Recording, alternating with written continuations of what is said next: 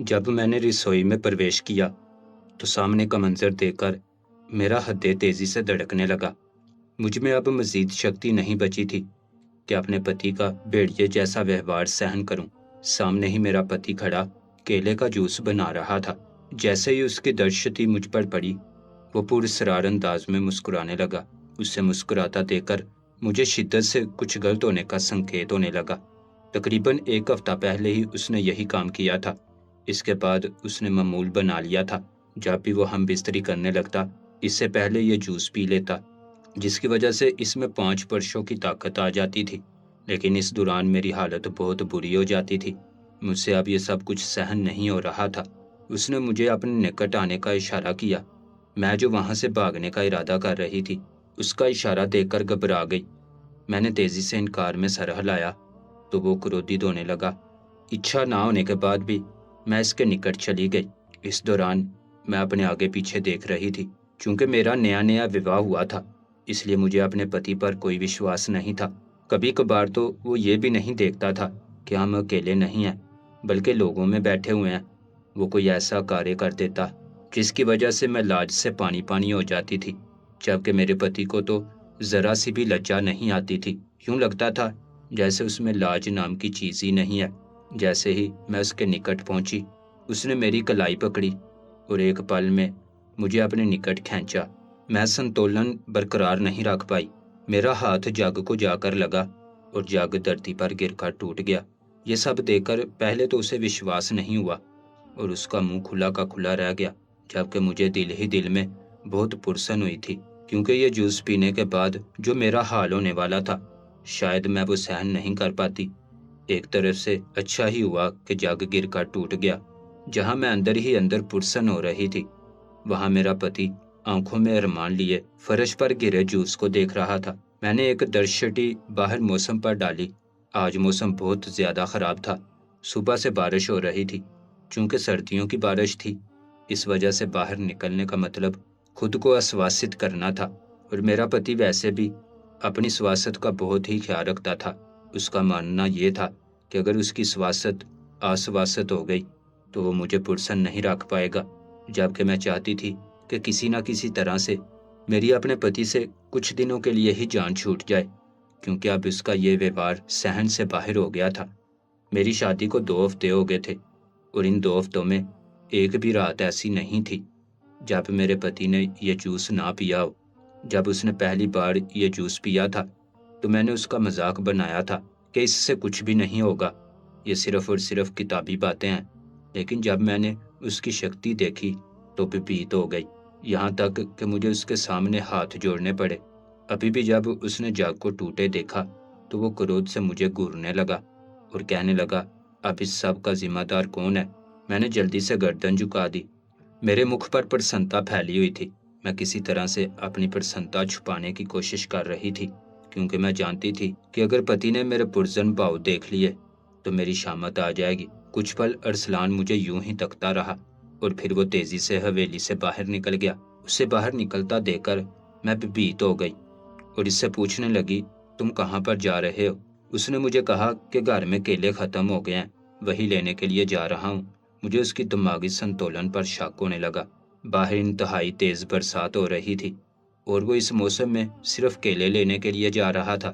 اس کے ساتھ ساتھ مجھے اپنی بھی چنتا ہونے لگی تھی، یعنی رات کے وقت دوبارہ سے میری شامت آنے والی تھی۔ مجھے سمجھ نہیں آ رہا تھا کہ میں کیا کروں۔ میں وہی کرسی پر بیٹھ گئی اور اپنا سر دونوں ہاتھوں سے پکڑ لیا۔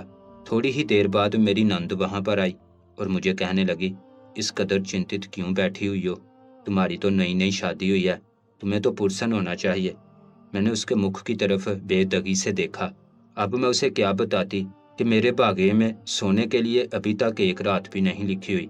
دن کے وقت بھی گھر کے کارے کی وجہ سے سو نہیں سکتی تھی۔ یہ باتیں میں اپنے ہردے میں ہی دبا گئی۔ وہ کچھ سمے تک میرے پاس ہی بیٹھی رہی اور مجھ سے وارتالاب کرتی رہی، لیکن میرا دھیان اس کی طرف نہیں تھا۔ میرا دھیان اپنے پتی کی طرف الجھا ہوا تھا۔ تھوڑی ہی دیر بعد وہ بارش میں بھیگتا ہوا گھر کے اندر داخل ہوا۔ اس کی حالت بہت خراب لگ رہی تھی۔ میری نند اس سے پوچھنے لگی، ارے تم اتنی بارش میں باہر کیوں گئے تھے؟ اس نے اپنی بہن کے سامنے کیلوں کا شاپر کیا جنہیں لینے کے لیے اس نے اپنی جان کو مشکل میں ڈالا تھا۔ اس کی بہن اس کا مذاق بنانے لگی اور کہنے لگی، صرف کیلے لینے کے لیے تم نے اپنے آپ کو اتنا کشٹ دیا؟ اور پھر شرارت سے کہنے لگی، کہیں یہ بھابھی کی تو فرمائش نہیں؟ نند کی بات سن کر میں نے اپنا سر دونوں ہاتھوں میں گرا دیا، کیونکہ میں مر سکتی تھی، لیکن آج کے دن یہ اچھا نہیں کر سکتی تھی، کیونکہ آج میں بہت زیادہ تھکی ہوئی تھی اور میں چاہتی تھی کہ میں جی بھر کر آرام کروں اور جی بھر کر اپنی نیند پوری کروں، مگر اپنے پتی کا ویوہار دیکھ کر مجھے لگ رہا تھا کہ آج بھی میرا یہ ارمان ادھورا رہ جائے گا۔ ارسلان مجھے کہنے لگا کہ جلدی سے ان کا جوس بناؤ، باقی کا کارے میں خود ہی دیکھ لوں گا۔ ارسلان کی بات سن کر میں نے تیزی سے ہاں میں سر ہلایا۔ یہ کہہ کر وہ دوبارہ گھر سے باہر چلا گیا۔ اب مجھے وشواس نہیں ہو رہا تھا کہ وہ دوبارہ گھر سے باہر کیوں گیا ہے۔ تھوڑی دیر بعد میں نے اس کے نمبر پر کال کی، لیکن اس کا نمبر بھی بند جا رہا تھا۔ لگ بھگ 1 گھنٹے بعد وہ لوٹ کر آیا۔ تب وہ اکیلا نہیں تھا، بلکہ اس کے ساتھ اس کی ماسی بھی تھی۔ دراصل اس کی ماسی کچھ دن پہلے ہی اس شہر میں آئی تھی، لیکن ہم لوگوں سے مل نہیں پائی تھی۔ آج اسی لیے وہ انہیں اپنے ساتھ ہی لے آیا تھا، تاکہ وہ مجھ سے بھی مل لیں اور کچھ سمے بھی یہاں پر گزار لیں۔ ماسی سے ملنے کے بعد میں رسوئی میں آ گئی اور ان کے لیے چائے بنانے لگی۔ اسی سمے میرا پتی بھی وہاں پر آ گیا اور میری مدد کرنے لگا۔ میں اپنے پتی کو دیکھ رہی تھی اور سوچ رہی تھی کہ اس کی عمر بلا شبہ 55 برس تھی، لیکن یہ 55 برس کا ہرگز بھی نہیں لگتا تھا، اور جتنی اس میں شکتی تھی وہ دیکھ کر تو کوئی انومان ہی نہیں لگا سکتا تھا کہ ایک 55 برس کا انسان یہ کام کر سکتا ہے۔ ایک اور بات جس پر مجھے وشواس نہیں ہوا وہ یہ تھی کہ کوئی بھی میرے پتی کو بھائی کہہ کر نہیں بلاتا تھا، بلکہ ہر کوئی ہی اس کا نام پکارتا تھا۔ پتی کی آواز سن کر میں جلدی سے ہوش کی دنیا میں آئی۔ وہ مجھے کہنے لگا کہ ابھی اسے درد شٹی سے مت دیکھو، کہیں ایسا نہ ہو میں وہ جوس ابھی ہی پی لوں۔ اپنی یہ میٹھی درد شٹی رات کے لیے بچا کر رکھو، تب مجھے ان کی آوشکتا پڑے گی۔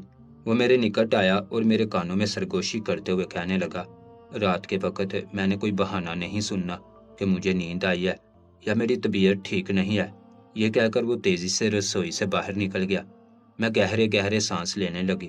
رات کے وقت کا سوچ کر ہی میری طبیعت دوبارہ سے خراب ہونے لگی اور میں پرارتھنا کرنے لگی، بس کسی طرح آج اس سے جان چھوٹ جائے۔ لیکن میں نہیں جانتی تھی کہ جو کچھ بھاگے میں لکھا ہو کر ہی رہتا ہے۔ اس کو بدلنے کے لیے نہ تو پرارتھنا کام آتی ہے اور نہ ہی کوئی منو کامنا پوری ہوتی ہے۔ رات کے تقریباً 7 بج رہے تھے کہ اچانک ہی میری ساس نے کہا، اب جلدی سے کھانا لگا دو۔ اتنی جلدی کھانا لگانے کا سن کر میں چنتت ہو گئی، کیونکہ جلدی کھانا کھانے کا مطلب تھا جلدی اپنے کی کش میں جانا، اور جلدی اپنے کی کش میں جانے کا مطلب اس سے آگے میرے وچاروں نے میرا ساتھ چھوڑ دیا۔ میں نے اپنا سر دونوں ہاتھوں میں گرایا ہوا تھا۔ میری یہ دشا دیکھ کر میری ساس مجھ سے پوچھنے لگی، کیا ہو گیا ہے بیٹا؟ کیا تمہارے سر میں درد ہے؟ اس کی بات سن کر میں نے تیزی سے انکار میں سر ہلایا اور مسکرانے لگی۔ مجھے خود پر کرودھ آیا کہ اس طرح سے مجھے اپنے ہدے کی حالت کو اپنے مکھ پر نہیں لانی۔ دن کو میری نند مجھ سے پوچھ رہی تھی اور ابھی میری ساس بھی مجھ سے یہی پرشن کر رہی تھی۔ میں نے اپنے آپ پر کنٹرول رکھا اور پورا پریاس کیا کہ اس بار میرے مکھ پر چنتا نہ ہو۔ بھوجن کھانے کے دوران بھی میرا پتی مجھے پیار بڑی درشتی سے تکتا رہا تھا، جس کی وجہ سے مجھے بھوجن کرنا مشکل لگ رہا تھا، پرنتو اس کے ساتھ مجھے 2 ہفتے ہو چکے تھے۔ لیکن جیسے ہی رات کا اندھیرا چھانے لگتا تھا میری دشا دوبارہ سے خراب ہونے لگتی تھی، جبکہ مجھے اس دشا میں دیکھ کر وہ مسکرا رہا تھا۔ جب میرا وواہ ہونے والا تھا تب میں نے بہت انکار کیا، بہت شور مچایا تھا کہ میں ایک 55 برس کے انسان سے وواہ نہیں کروں گی۔ صرف امیری کی وجہ سے میں کسی کے ساتھ پوری زندگی نہیں گزار سکتی۔ اس کے علاوہ بھی انسان کی بہت سی اچھائیں ہوتی ہیں، جس میں ایک استری کی سب سے بڑی اچھا اس کے ادھیکار ہوتے ہیں، جو کہ پورش کو ہر حال میں پورے کرنے پڑتے ہیں۔ جب میں نے اپنے پتی کی 55 برس عمر کے بارے میں سنا تھا تو میں نے یہی سوچا تھا کہ وہ کیا میرے ادھیکار پورے کرے گا، مگر جس دن میں وواہ کر کے یہاں پر آئی اور پھر اس کے اگلے دن جب میرے پتی نے جوس پیا تو مجھے وشواس ہو گیا کہ میں غلط تھی۔ میرا پتی جوس پیے بغیر ہی بہت شکتیشالی تھا، اور جب وہ جوس پی لیتا تھا تب تو اس کو سہن کرنا ہی مشکل ہو جاتا تھا۔ پرسوں میری اپنی ایک سخی سے بات ہو رہی تھی۔ باتوں باتوں میں اس نے میرا مذاق بنایا اور مجھے کہنے لگی तुम्हारी तो जिंदगी बहुत मुश्किल से गुजरती होगी। तुम्हारा पति तो तुम्हारी कोई इच्छा पूरी ही नहीं कर पाता होगा। उसकी बात सुनकर पहले तो मुझे क्रोध आया, फिर मैंने उसे जब अपने पति के बारे में बताया तो उसका मुख खुला का खुला रह गया। वो मुझे कहने लगी कि तुम मुझसे मजाक कर रही हो ना। मैंने तेजी से इनकार में सर हिलाया और उसे कहा कि मेरी एक बात भी मजाक नहीं है और ना ही मैं तुमसे किसी किस्म का झूठ बोल रही हूँ, बल्कि मैं सच कह रही हूँ। कुछ पल तक तो वो कुछ बोल ही नहीं सकी। इसके बाद वो तेजी से मुझे कहने लगी, मुझे भी वो जूस बताओ जो तुम अपने पति को बनाकर पिलाती हो। अब उसकी बात सुनकर मैं खिलकर हंसी थी। मुझे अंदाजा हो गया था कि जो इल्जाम वो मेरे पति पर लगा रही थी, दरअसल वो उसके अपने पति पर साबित हो चुका था। मैंने मुस्कुराते हुए उसे वो रेसिपी लिख कर दे दी। अगले दिन उसने मुझे कॉल की और मुझे कहा, मुझसे बहुत बड़ी गलती हो गई जो मैंने अपने पति को वो जूस पिला दिया। इस जूस ने वाकई काम कर दिखाया था और अब मेरी तरह मेरी दोस्त ने भी खुद को बहुत मुश्किल में डाल दिया था। जैसे जैसे रात गुजरती जा रही थी, वैसे वैसे मैं और ज्यादा भयभीत होती जा रही थी। रात तकरीबन 10 बजे का समय था। अभी तक तमाम लोग बैठे वार्तालाप कर रहे थे। चूंकि मेरे पति की मासी आई थी, इसी वजह से मेरी सास ने कहा था कि रात देर तक बैठकर इनसे वार्तालाप करेंगे और इन्हें समय देंगे। मैं भी पुरसन हो रही थी कि मेरी अपने पति से जान छूटी हुई है। बातें करते हुए मजीद 1 घंटा गुजर गया। अब मासी जान को भी नींद आ रही थी, इसीलिए उन्होंने सोने का निर्णय लिया। उनकी बात सुनकर मैंने डरकर अपने पति की तरफ देखा, जो पुरसन होते हुए मेरी तरफ ही देख रहा था। थोड़ी देर बाद मैं अपने किकश में चली गई। मैं किकश की हालत देखकर चिंतित हो गई। किकश बहुत ही प्यारे अंदाज में सजा हुआ था। पूरे किकश में सुर्ख रंग के गुलाब पड़े हुए थे। मुझे अंदाजा ही नहीं हो सका था कि कब मेरे पति ने यह किकश सजाया। जब मैंने उससे पूछा तो वो मेरे मुख पर प्यार से चुटकी काटते हुए कहने लगा, जब मेरी प्यारी पत्नी रसोई में काम कर रही थी तब इसके लिए मैंने ये सजावट कर दी। उसकी बात सुनकर मेरा हृदय तेजी से धड़कने लगा। उसने मुझे कहा, चलो अब जल्दी से रसोई में जाओ और मेरे लिए जूस उठा कर लाओ। मैं वही बिस्तर पर ही बैठ गई और उसे कहने लगी, मुझ में इतनी शक्ति नहीं है, आप खुद जाएं और वो जूस लेकर आएं। पहले तो वो मुझे घूरने लगा, फिर मुस्कुराते हुए किकस से बाहर निकल गया, जबकि मैं वही बिस्तर पर लेट गई थी और सोचने लगी कि आज फिर दोबारा से मुझे अपनी जान पर एक बहुत बड़ा जुल्म सहना पड़ेगा। मुझे लेटे हुए लगभग 15 मिनट गुजर चुके थे, लेकिन इस दौरान मेरा पति अभी तक किकश में वापस नहीं आया था। मुझे हैरत हो रही थी, क्योंकि हमेशा जब भी वो जाता था तो तकरीबन 2 मिनट के अंदर अंदर ही वापस आ जाता था। मैं वही बिस्तर पर बैठ गई और दीवार की तरफ देखने लगी। जब मजीद 15 मिनट गुजर गए तो मेरी शक्ति भी जवाब दे गई, चूंकि मैं अपने आप को जहनी तौर पर तैयार कर चुकी थी और अब इसकी ये देरी मुझे क्रोध दिला रही थी। इससे पहले कि मैं लॉन्च में जाती, मुझे किसी के चिल्लाने की आवाज़ सुनाई दी। चीखों की आवाज़ सुनकर मैं परेशान हो गई। जब मैं लॉन्च में गई तो मेरा पति चला रहा था और तमाम घर वालों से पूछ रहा था, जो जूस मैंने बनाकर रखा था वो जूस किसने पिया। मेरी सास तेजी से आगे बढ़ी और मेरे पति के कंधे पर हाथ रखते हुए कहने लगी, अरे बेटा, क्या हो गया है? इतना क्रोध करने की क्या जरूरत है? वो सिर्फ जूस का गिलास ही तो था।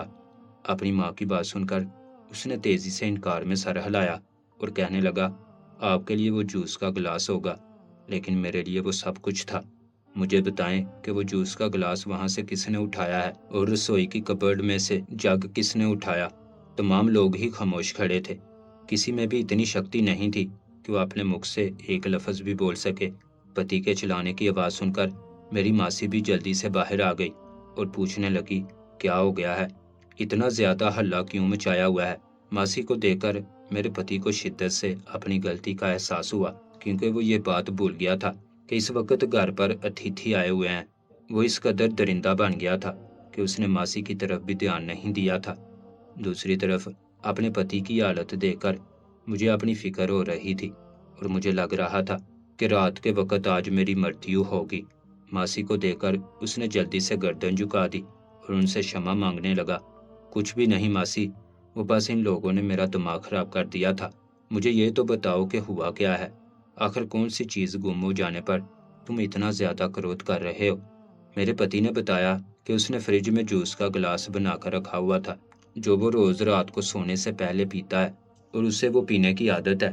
جس دن وہ نہ پیے اس دن اسے نیند نہیں آتی، لیکن آج جب وہ جوس کا گلاس اٹھانے کے لیے گیا تو وہاں پر گلاس موجود نہیں تھا، نہ جانے کس نے اٹھا لیا تھا۔ اس کی بات سن کر ماسی نے تیزی سے اپنے ماتھے پر ہاتھ مارا، کہنے لگی، ارے بیٹا، تمہیں مجھے اس بارے میں پہلے بتانا چاہیے تھا، مجھے اندازہ نہیں تھا کہ وہ تمہارا جوس ہے، وہ تو میں نے اور میرے پتی نے تھوڑا تھوڑا پی لیا۔ دراصل تمہیں تو پتہ ہے کہ تمہاری ماسی کو زبان کا کتنا چسکا ہے۔ ماسی کی بات سن کر مجھے کھانسی شروع ہو گئی۔ اگر جوس کا گلاس صرف انہوں نے پیا ہوتا تو زیادہ گمبھیر نہیں ہوتا، لیکن اب انہوں نے اپنے پتی کو بھی پلا دیا تھا۔ ماسی کا روتا ہوا چہرہ ابھی سے ہی میری درشتی کے سامنے گھومنے لگا۔ میں نے گردن جھکا دی تاکہ باقی گھر والے مجھے ہنستا ہوا نہ دیکھ لیں۔ میرا پتی بھی بالکل خاموش ہو گیا اور کہنے لگا، ارے ٹھیک ہے ماسی، کوئی بات نہیں، بس آپ اپنا رات کے وقت دھیان رکھیے گا۔ پتی کی بات سن کر بے ساختہ میں اونچا اونچا ہنسنے لگی۔ مجھے اس طرح سے ہنستا دیکھ کر گھر والے حیران ہو گئے اور کہنے لگے، یہ تم لوگوں نے کیا بنا کر رکھا ہوا ہے؟ ہمیں بھی تو بتاؤ کہ تم لوگوں کو کس بات پر اتنی ہنسی آ رہی ہے۔ میں نے تیزی سے شمع کی اور اپنے ککش میں واپس آ گئی۔ تھوڑی دیر بعد میرا شوہر بھی کمرے میں واپس آ گیا تھا۔ میں جانتی تھی کہ اسے جوس کی آوشکتا نہیں ہے، جوس کے بغیر بھی یہ 3-4 برسوں پر بھاری ہی رہتا ہے۔ وہ میرے قریب آ کر بیٹھ گیا اور میرا ہاتھ پکڑتے ہوئے کہنے لگا، میں شمع کرتا ہوں کہ آج مجھے جوس کے بغیر ہی تمہارے قریب آنا پڑے گا۔ میں نے گردن جھکا دی۔ اس سے پہلے کہ وہ مزید کچھ کہتا، اچانک ہی دیوار پر دستک ہوئی۔ اب دستک کی آواز سن کر مجھے شدید گڑیڑا محسوس ہونے لگی۔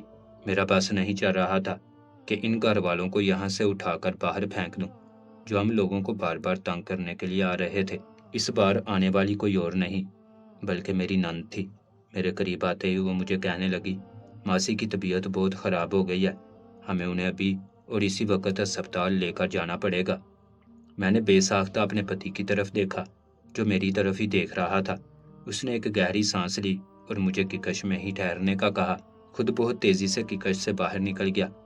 پھر پوری رات اس نے ہسپتال میں ہی گزاری اور میں نے اپنی نیند پوری کر لی۔ صبح جب میں اٹھی تو میں بہت فریش محسوس کر رہی تھی۔ اتنے عرصے سے میرا ادھورا رہنے والا ارمان آج پورا ہو گیا تھا۔ تھوڑی دیر بعد میرا پتی ککش کے اندر داخل ہوا۔ میں نے مسکراتے ہوئے اس کا استقبال کیا۔ میری مسکراہٹ دیکھ کر وہ چڑ گیا اور کہنے لگا، تمہارا پتی پوری رات ہسپتال میں خوار ہوتا رہا ہے اور ایک تم ہو جس کے چہرے سے مسکراہٹ دور ہی نہیں ہو رہی ہے۔ اب کی بار میں نے بڑی مشکل سے اپنی مسکراہٹ کو ابھرنے سے روکا تھا۔ وہ اس وقت بات کرتے ہوئے بالکل بھی معصوم سا بچہ لگ رہا تھا۔ میں نے جلدی سے کان پکڑے اور اسے کہنے لگی، مجھ سے غلطی ہو گئی ہے، معاف کر دیں، آئندہ ایسا نہیں کروں گی۔